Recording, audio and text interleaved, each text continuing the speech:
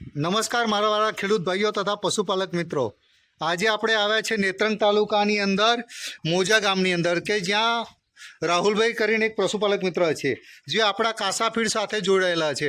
હવે આ તમે જોઈ રહ્યા છો કે રાહુલભાઈ છેલ્લા 3 થી 4 મહિનાથી કાસાની હિફર નામની પ્રોડક્ટ એમની વાછરડીઓ પર ઉપયોગ કરી રહ્યા છે, જેથી એમની વાછરડીનો કેટલો સારો એવો વિકાસ થયો છે।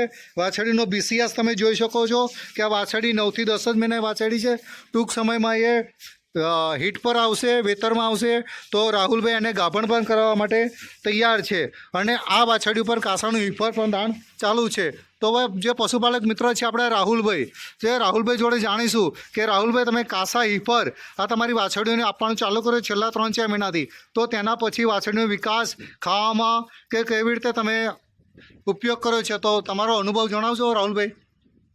કાસા જે દાણ છે બહુ સરસ આવે છે દાણ, એમ તંદુરસ્તીમાં ગાયો જળવાઈ રહી છે અને વાછરડીઓનો ઉછેર બહુ જલ્દી થાય છે અને વાછરડીઓ બીમાર પડતી નથી અને દાણ એકદમ પરફેક્ટ, એટલે બધા મિનરલ્સ ભરપૂર આવે છે એવું મારા ઉપયોગ કરવા પર જાણવા મળ્યું છે। બરાબર, વાછરડીઓ એકદમ તંદુરસ્ત રહે છે દાણથી।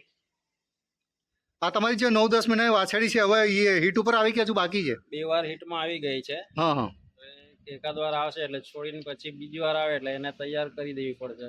સારું। તો આ કાસા હિફર ખવડાવ્યા પછી તમને કેવો અનુભવ થયો એમ?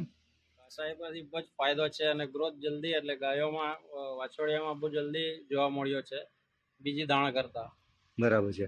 તો ધન્યવાદ મિસ્ટર રાહુલભાઈ કે આપ શ્રી હવે કાસા ફીડ તરફ જોડાઈ રહો અને અન્ય પશુપાલક મિત્રોને બી કાસા ફીડનો ઉપયોગ કરવા માટે આપ પ્રેરિત કરશો તેવી મારી નમ્ર વિનંતી છે મિસ્ટર રાહુલભાઈ।